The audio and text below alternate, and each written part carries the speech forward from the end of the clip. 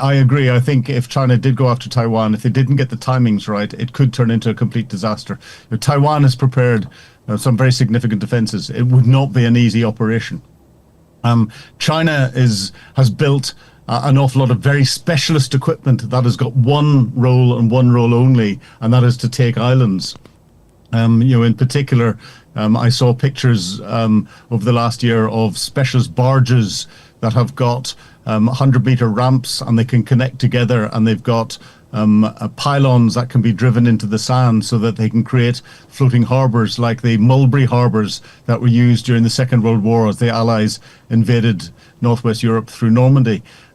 They've only got one purpose. And they're very expensive to build, and they're expensive to maintain, and therefore, that indicates to me that Xi Jinping has made the decision to invade Taiwan. He's just waiting for when, and that when will be an economic decision. That economics will be if he believes that he can ride out the wrath of the international community and international community sanctions, or if the economic conditions inside China suggest that the Chinese people may be becoming unhappy with Xi Jinping and Chinese Communist Party's leadership. It's always a way of deflecting away from domestic issues by invading another country. Vladimir Putin has tried to deflect away from his unrest at his dictatorship in Russia by invading Ukraine. He's losing that. Xi Jinping will be watching it very closely. Let's cover also I think the most interesting moment during this parade in Moscow and summit between authoritarian leaders. Chinese President Xi Jinping and Vladimir Putin discussed the possibility of living up to 150 years. Putin also responded saying that with the development of biotechnology, human organs can be transplanted and people can live younger and even achieve immortality. Do you see this as Vladimir Putin's objective right now? I think it's Vladimir Putin's objective, it's Xi Jinping's objective, and I think Kim Jong-un has gone, oh, there's a good idea. Of course, in China, there is a program of when prisoners get executed, their organs are harvested. And therefore, I suspect that a lot of those organs will be transplanted into senior members of the Chinese Communist Party if they need organ transplants. Of course, we've had transplantation surgery for many, many years, and it is becoming increasingly successful. But whether it is at the point where it can be successful to give people life up to 150 years or not, I think that is ambitious. But it's certainly something that in the future, with the development in medical technologies, not just transplant, but gene editing and other medical advancements, I don't think we're long off being able to have people to do that. From my perspective, would you want to live to 150? And there are certain conditions that no matter how good your transplantation surgery is, no matter how good your gene editing capabilities are, or anything else, if you have problems within your brain and certain other organs, those are incurable. And we're a long way off, I think, 150 years as a lifespan. Also, do you see this as indications that Vladimir Putin is not ready to go somewhere and is not ready to depart from power, and he's looking at any kind of ways to prolong his life, not only physical life but also life at power? Yeah, I don't see any indications whatsoever that Vladimir Putin is ready to give up power. And it's very clear that his ambition is to stay in power as long as possible. There was lots of rumors about him being extremely ill. There's no real evidence of that we've seen. Either he wasn't ill or he's made a miraculous recovery. Maybe that's down to some of these medical fantasies that he was talking with Xi Jinping about. But no, Putin, I think, will stay in power for as long as possible. And interestingly, I was talking about this with Bill Browder on a program in the UK only earlier this week.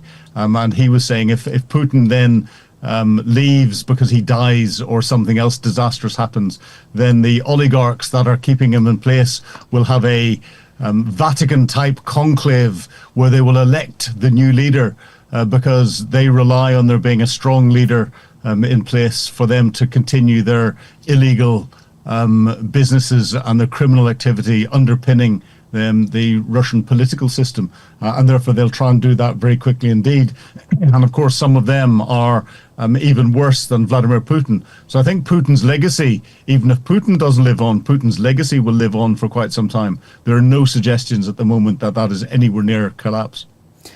Let's cover also the recent summit of the coalition of the willing and this, I would call, weird phone call between Europeans and US President Donald Trump. What is your assessment of the main results of this summit? I think there are two main results that are coming out of this. One is an increasing agreement between the coalition of the willing from the European perspective. And President Macron is going to make an announcement about, I think he said 28 countries have agreed to supply capability should there be a peace agreement or a ceasefire agreement in Ukraine. And that capability could be from external logistic support through to boots on the ground. We're a long way off getting a detailed plan for who would do what. And what it would look like. But Donald Trump is feeling increasingly isolated. And he's beginning to realize more publicly that Vladimir Putin is playing him and that Vladimir Putin is making Donald Trump look like a fool. And European leaders, I think, are very carefully but quite firmly suggesting to Donald Trump that he is a fool and he's being perceived as that across the international community. And he's being perceived as weak because he has threatened Putin, but then not followed that through in any way, shape or form. He has given Putin a platform which has emboldened him, which was the summit in Alaska. And Trump, I don't think, knows where to turn at the minute. He seems very indecisive whenever he's making his statements about Putin and about his future support for Ukraine and his future views on the war in Europe. And I think that is causing Donald Trump some real difficulties at the moment. Also, yes, President Donald Trump told European allies on Thursday that Europe must stop buying Russian oil, that he is helping Moscow to fund its war. Is this an effort to put more pressure on Vladimir Putin or just another blame game from the US? Well, I think it's a very valid point because European nations, members of the EU, are still buying Russian oil and gas.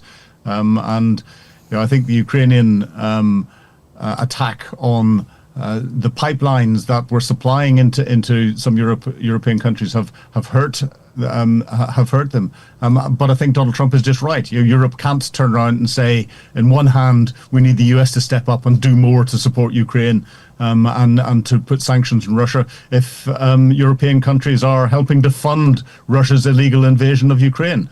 So, but it also allows Donald Trump to deflect a little bit of his decision making and therefore blame Europe for not giving the support that it is asking the United States to do, and therefore to put off his decision making a little bit and say he's trying to balance off what he needs to do with what Europe is doing and what Russia is doing. So Europe needs to step up and stop purchasing any oil and gas products from Russia. It needs to step up its sanctions against the Russian shadow fleet.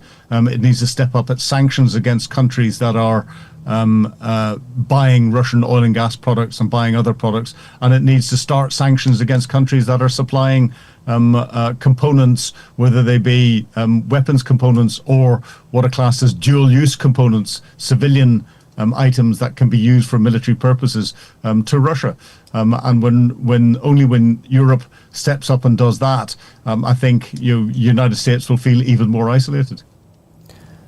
And also, how do you see this post-war security guarantees? There have been lots of media reports about that, about the Financial Times reported about the three lines of defense. The first line would be Ukrainian troops, the second line could be demilitarized zone with neutral third countries troops, and the third line with European forces. Also, Financial Times suggested that Trump was considering deploying Chinese peacekeepers to Ukraine.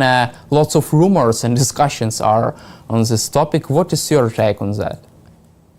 There's a lot of rumors and discussions because people want to be able to talk about numbers of troops on the ground, pieces of equipment, length of time it takes, how much it's going to cost.